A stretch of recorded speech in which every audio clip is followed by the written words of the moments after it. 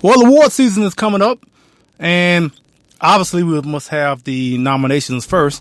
And it seems like they're setting the table for the first superhero movie to be nominated for an Oscar. And I have my issues with that movie. We'll talk a little bit about that. Also, we have Laura Klassen with us with Choice42. All that on this episode of Trend Chat.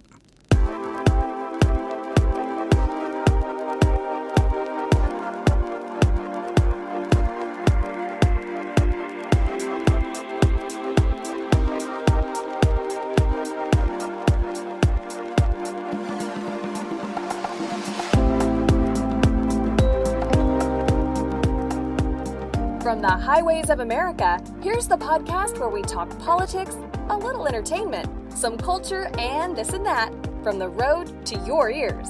This is Trend Chat with your host, Brian Bledsoe.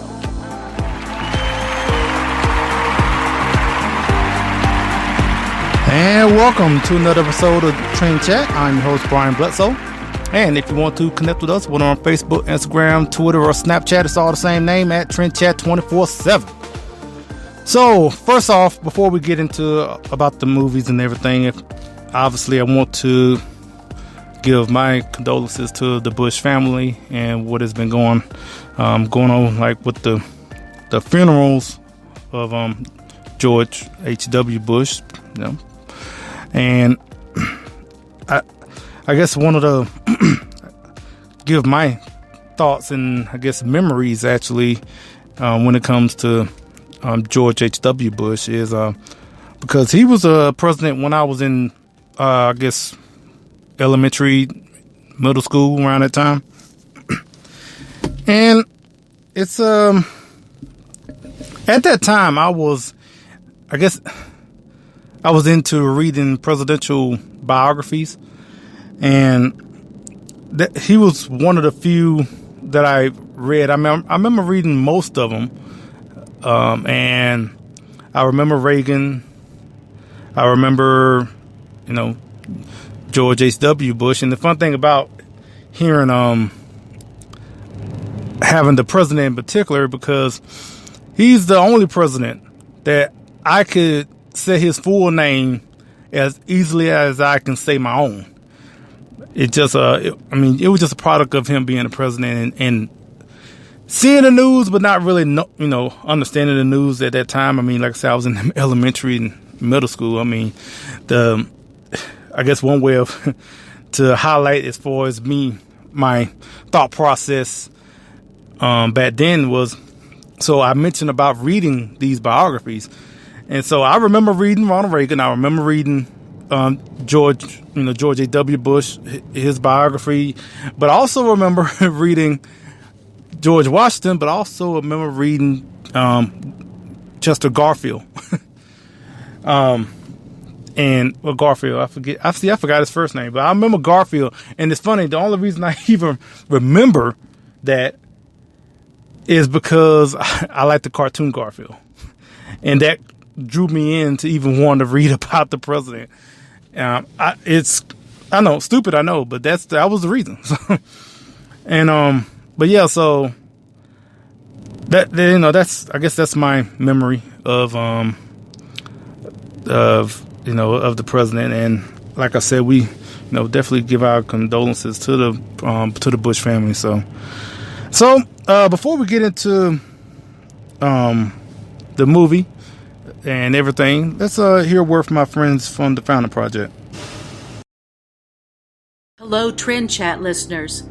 If you like the Founding Project's Civics Education video series, Civics for All Ages, and our educational meme series, we think you will love our new website. Join us at thefoundingproject.com and be a part of the civics movement. The Founding Project is a 501c3 education nonprofit. Please join us today. This is Dana Lash, and you're listening to Trend Chat.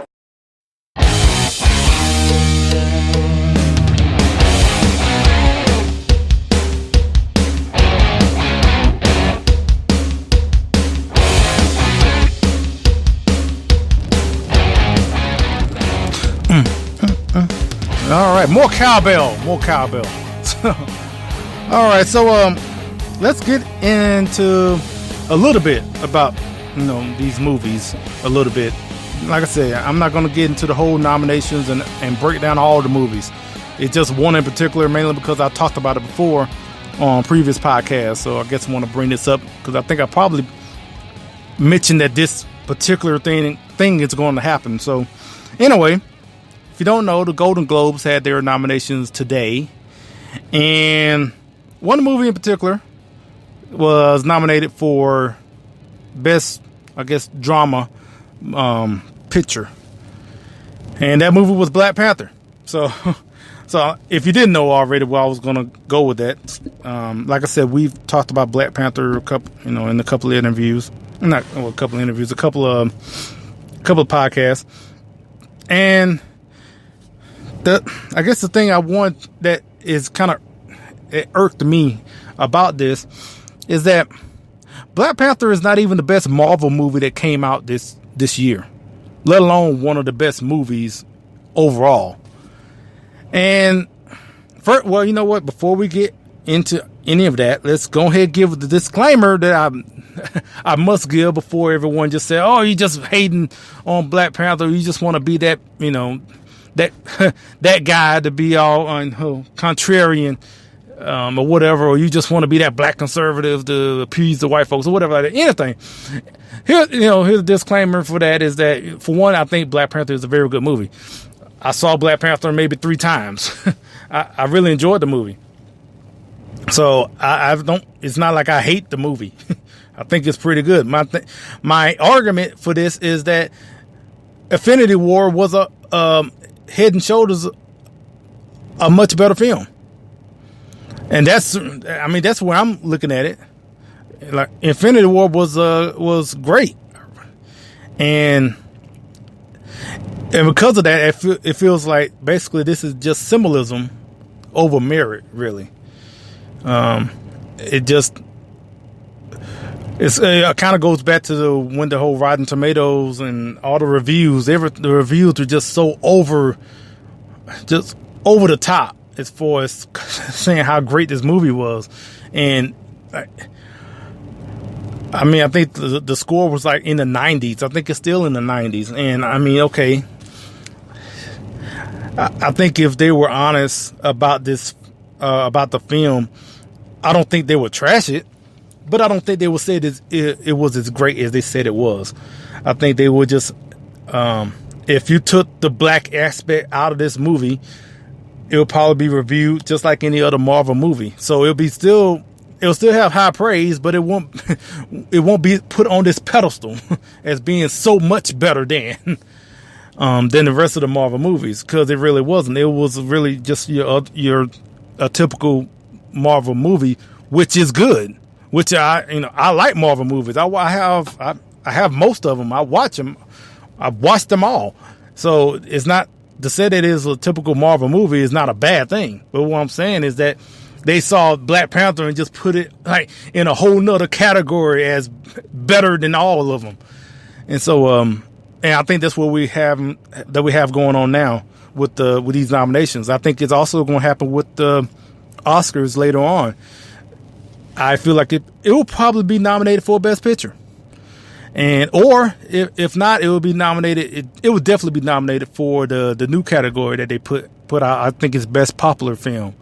Basically, they created a category for the films that everybody the films that people actually see, as opposed to everything else that most people have not seen, that don't care nothing about. So I think in a way to also, I guess, draw in more viewers to want to watch the Oscars. So they added this best, I think it's called Best Popular Film or something like that. And so I'm pretty sure it's going to be nominated in there. But in the Golden Globe nominations, you didn't see nothing for Infinity War. Like I said, which I think is a far superior movie compared to Black Panther. And it's going to be overshadowed, unfortunately, because of Black Panther. And it shouldn't be at all. But that's the message that Hollywood definitely wants to send. I mean, if they want to send that message, so they're looking at it like, okay, we got Infinity War, even a movie that Black Panther was in, and Black Panther. And they looking at the both of them, and they probably see that Infinity War was a great movie especially in comparison to Black Panther. But they're also looking at the aspect like, well, he was the first black superhero, and it, also, it made a whole lot of money, and basically, if you don't do it, there's going to be hell to pay from the black community. Is going to just like go after them if they don't nominate, Black Panther, regardless of how good it was or not. So you also have that threat looming over their heads too. And but that that being said, I mean, like I said, I think it's going to be nominated for an Oscar, and if it is nominated for an Oscar, especially for Best Picture, Black Panther will be the first superhero movie or comic book movie to be nominated for Best Picture, which, I feel like we've had other movies in the past that should have been nominated, but hey, here we are. I mean, off the top of my head, the first couple of movies I could think of, Dark Knight, Logan, those movies should have been nominated for Best Picture. I mean, as far as The Dark Knight goes, Heath Ledger was nominated and won for Best Actor in The Dark Knight. And those movies, I feel, in comparison to Black Panther, both of them, whether it's Dark Knight or Logan, both of them were a lot better as overall films than Black Panther. But I feel like this is basically where we're gonna go with these nominations. Like I said, the Golden Globes just happened, and I think the Oscars is next in a couple of weeks. So, like I said, I'm pretty sure that's what's going to happen again. But like I said, I'm not going to get all in. I wasn't going to get all into it. I just wanted to mention that in particular because, like I said, we had a couple episodes on Black Panther. So, and I don't remember the numbers, but you can go back to the other episodes if you want to check out what we talked about Black Panther and for like a whole 45 minutes. So, and plus, want to make sure we have enough time. Make sure we have plenty of time to talk with Laura Klassen. So, first off, I just wanted to mention before we get into the interview. Well, if I haven't mentioned, we are in Ohio tonight, and that's where we're broadcasting from. So, and we're up here. It's not snowing here. I mean, it's not snow on the ground, thankfully. I tell you, I really hate driving in the snow, but from where I'm at, we're looking pretty good. I think I'm going to Indianapolis tomorrow, and just life on the road. I was thinking about doing, I guess, a segment or just talk more about what I'm doing on the road, but it's not really a lot. I know some people may ask like, hey, how, or maybe ask like, how's your day or whatever like that. And yeah, just driving, just the same old every day. But yeah, so like I said, we're in Ohio, and talking about, I guess, aspect as far as driving and also doing a podcast, I want to mention before we get into the interview is that, so when we recorded the interview, we scheduled a time to make sure, to talk and everything. And I couldn't find a place to park in time to set up everything that I normally do when I call and get everything ready. And so I was rushing to find a place, and I turned out basically just parking on the side of the road. So you might hear, I guess, vehicles passing by in the background, maybe. I don't know. I can hear it, so I don't know if you can probably hear it, but I'm just letting you know if you hear something sound a little weird. Also because it may be a little distorted because I guess I didn't do the proper sound check, mainly because I was rushing. All this is on me because, when I set up a time, if we agree up for a time to talk, I want to make sure that I, stick to that time. I don't want to have to say, hey, can we do it another time? I know everybody's time is valuable. I don't want to, try to, I don't want to do that to people. So yeah, but because of that, I was rushing and I didn't prepare well enough. And so, all this said, you can hear me, but I'm just letting you know it might sound a little distorted I think around the end. So just a bit of a forewarning in it. So all that being said, let's get to our interview with Laura. Hello, this is Trent Chat, and we are very pleased to have Laura Klassen with us. She is the director for Choice42, and we wanted to bring her on to talk about a number of things, but especially let's talk about the life issue. So, Laura, how you doing? I'm great, thank you. Thank you for having me. So, I guess the first thing I should ask is, let everyone know a bit on your background and what inspired you to become an activist for saving babies. I think that I always, the whole issue of abortion always bothered me since I was a young child and since I first heard about what it was. And then I guess when I was volunteering at my local pregnancy resource center when I was in university, that's when I really got involved, and that's where I kind of did all the planning for Choice42, and that's what Choice42 came out of. Okay, and I guess how did Choice42, kind of came about as far as where you wanted to go with it, and what were your plans for the whole endeavor? Yeah, so it was kind of two things. When I was volunteering at the Pregnancy Resource Center, I realized that there was there's a huge gap, especially in Canada, between women facing an unplanned pregnancy and then the actual centers that were there to help them. The women didn't know that these centers existed.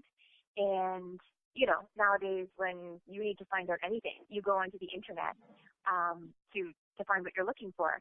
And so I thought if we can meet women there and then kind of bring awareness to these centers and refer them onto their centers that way, that would be really helpful. And I know, like in the States, you guys are very well organized. You have all these databases, and there are places where women can go and find the information. But in Canada, that was missing. So that's where kind of like the pregnancy help side of it started. And then also I realized that Canadians basically had no idea that Canada actually doesn't have an abortion law. Most of the Canadians assume that we do have one, and we don't. So there was just kind of a blackout on the whole issue. So and the other part of Choice42 is kind of bringing awareness to that, and also raising, kind of challenging the abortion status quo through our videos. Okay. And, one thing you mentioned that I just noticed by following you is the no abortion laws in Canada. Because, I'm not as familiar, and I'm pretty sure people who are listening here, down in the States, maybe, are definitely not as familiar as far as what's going on in Canada. So, what is it like fighting, for life up there? It's very hostile because, our government has basically said that the abortion issue is not an issue and that it's not going to be brought up again. The reason that we have no law is because we did have a law until 1988, and then it was struck down, and it was supposed to be replaced with some other type of legislation, and it wasn't. It never was. So we just have here abortion on demand. So people are very pro-choice, I would say, up here in general, and there's just really a lack of knowledge as to what being pro-life really even is. We're demonized here. We're called Nazis, and we're not. We're the ones who are actually going to help women. So, it's a very hostile environment, I would say. Yeah, well, it sounds pretty much how it is, in the States as well. I guess maybe one part I heard you mention as far as, I guess it's more organized down here as far as giving the information out. But one thing you did mention as well is the videos. And one thing that I've noticed was one of the videos, and where you were dressed like a fairy and talking about the magical birth canal. Yeah. Well, for people who don't know, I guess kind of give a description about that and about the videos in general, because you also have another one coming out soon, right? Yes, it's almost ready. I'm thinking just in a couple of days we'll be releasing it. Okay. Oh, and I guess let everyone know a little bit about the other, I guess, the more viral video that is out. So the magical birth canal just really shows visually the ridiculousness that you are not considered a human being until you have fully exited your mother's body, which is actually the definition of a human being up here in Canada, which is a 400-year-old definition. So we've made, a big, giant, sparkly birth canal, and then we, showed the baby moving through it, and then coming out on the other end and, magically transforming into a human being, which is, of course, ridiculous. So it's a ridiculous idea, and when we put the visual to it like that, people can really see just how ridiculous that is. And so many people, were writing in saying, no, this is stupid, that's not how it is, you guys are, what are you doing? And then they'd write back and be like, oh, I looked it up, and, this is actually true. So, yeah, that's our most viral video out there right now. Yeah, if you're listening to this and haven't seen that video, I definitely would, recommend seeing it. It's great, and also, what can you tell us about the new one, if anything, I guess? It's a surprise, but it's really good. It's very, of course, I would say that about all of them, but it's really short, and there are a lot of costume changes, and it's just going to be it's a really entertaining one, I think. So what goes into making the videos? I mean, is it like a couple of days and like all the planning and all that? Yeah. Well, the script is kind of the big thing because we have to be really careful with them as to what we're saying. And one of the things about our series, it's called the Just Saying series, I think as to why they've had so much exposure is that they're not blatantly pro-life. We never say the word abortion. We don't say pro-life. So it's kind of tricky writing the scripts to get our point across because they are pro-life videos without being blatantly pro-life. That's kind of our goal. And then filming, we have a small film crew, and just working that all out. It usually takes about half a day to a day to film, and then the editing, and we do all of that ourselves as well as, we're a charity. Yeah, and I guess doing the videos also kind of goes along with your background, correct? As far as acting. Yeah.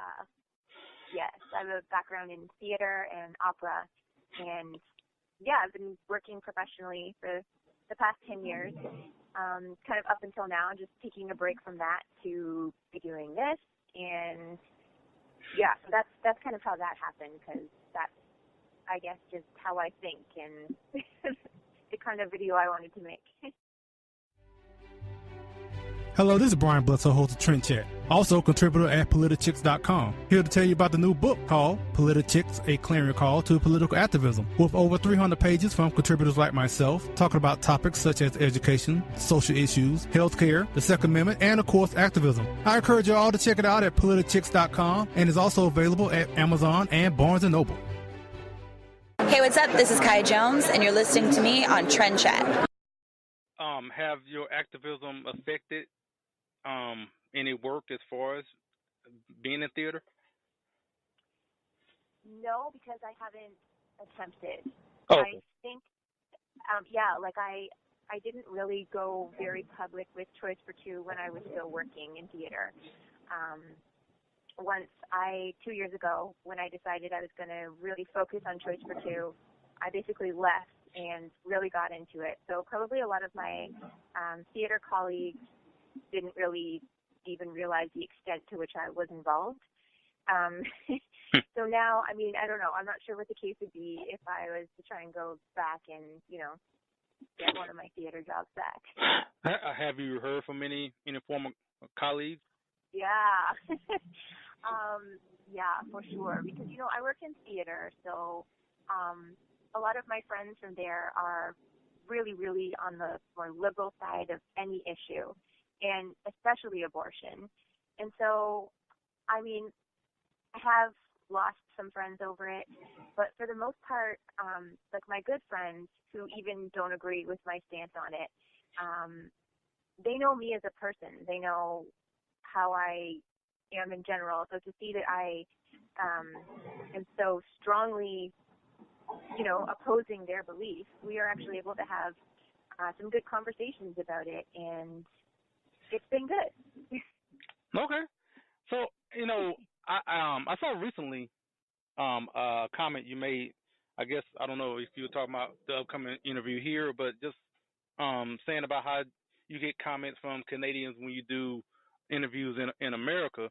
And so when I was reading that, so I guess I want to ask, so, I mean, how's the environment as far as getting things covered as far as when it comes to pro-life issues? Well, it's like a blackout over here in Canada. So we don't have any.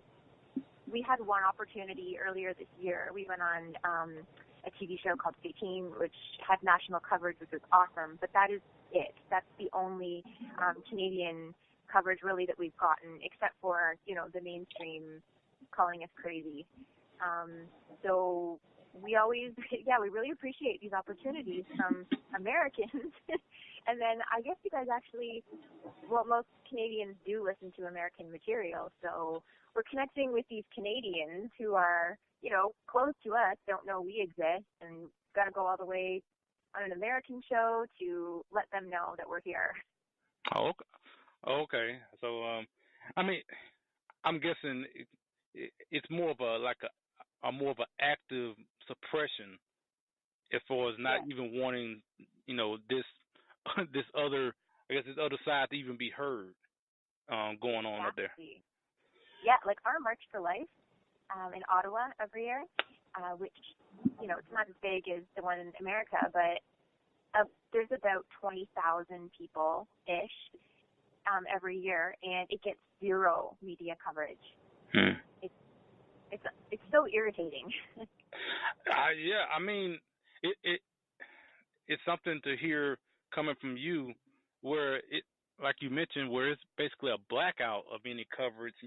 And meanwhile, we're here in America, and I mean, we have our complaints, but at least we are getting some coverage from outlets, at least somewhere. So, I mean, I think just hearing from you, I think we here in America should be a little more grateful. So. Yeah, I mean, it is frustrating, right? When it's just your side is completely blocked out. But yeah, it's really bad here. Let everyone know how to reach you on social media and Choice42, and where they can go to get the videos and everything. Yeah. Okay. So our website is Choice42.com. So that would be written Choice42.com. And we're on Facebook, Twitter, Instagram, YouTube.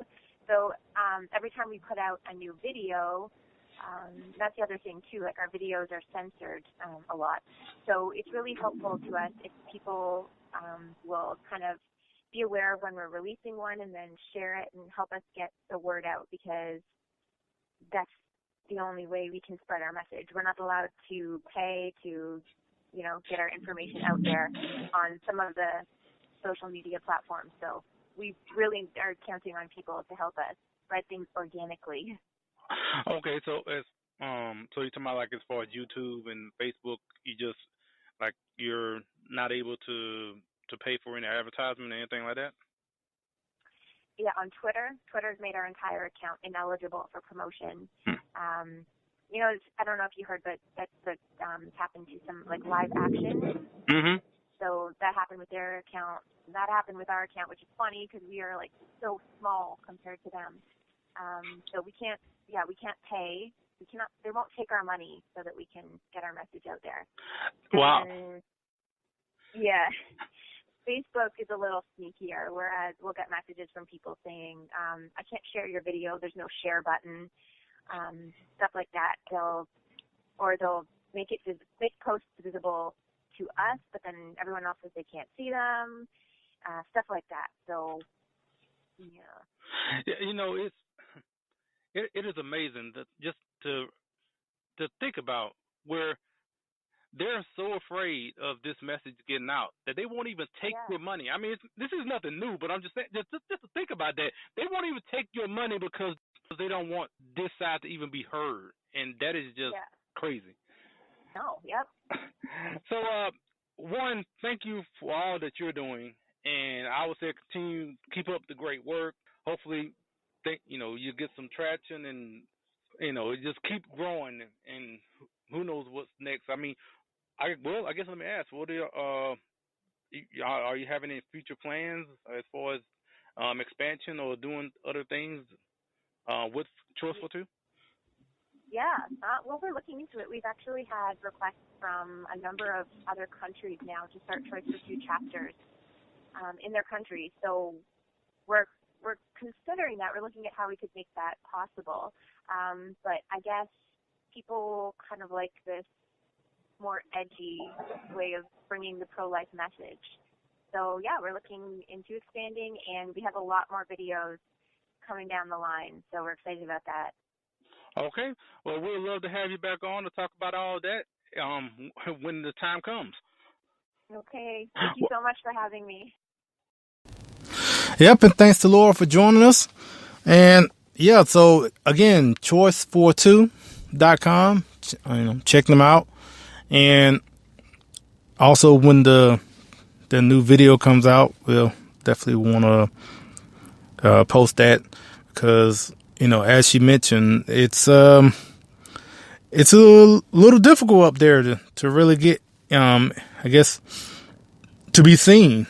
And just like I mentioned in the interview, I think a lot of us here in the States take for granted the access that we have, and although, like I said, we have our issues as well, but you listen to someone like Laura, as far as what's going on up there, it can be worse, and we know it can be worse, but it just kind of put things in perspective, I guess. So, yeah, like I said, I appreciate her coming on, and hope to have her on again. And speaking of returning guests, we'll have Lacey Williams with us next time. It'll be next week. I don't know when, but it will be next week. We're going to have her on again because there is another issue from Expressions, and we're going to talk about that and some other things as well. So that's coming up. We also have we're going to have another episode. I'm scheduling things right now, and so we're going to have an episode to talk about an article that was written in the 50s. I can't really explain much more about it, mainly because it'll just take too long, but I got a kick out of hearing a podcast about this list about saying was 129 ways to get a husband, which was from an article back in the 50s. And someone did a podcast on it, and it was great. It was it was a real funny episode. And I asked one of the people to come on, and they said yes. So we're going to talk about that. So that'll probably be in 2 weeks. And yeah, so we're going to be booked for this month for the end of the year, which I didn't even know that like maybe 2 days ago, but all of a sudden it just happened. So and other guests as well, actually. So I don't know. So I'm just letting you know it's going to be busier than I thought. Actually, I was thinking like, well, it's December. Who knows? This might have been the last one for the year. I was thinking a couple of days ago, but no, that's not the case. So that being said, I appreciate everyone listening, and Again, as I mentioned, I don't think I mentioned enough, but if you like what you're hearing, share it, give it, tell other people. Let's continue to grow and just, see where this goes, basically.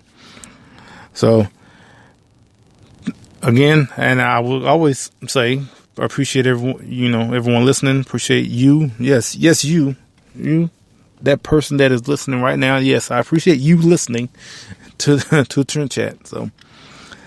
So until next week, we'll chat with you later.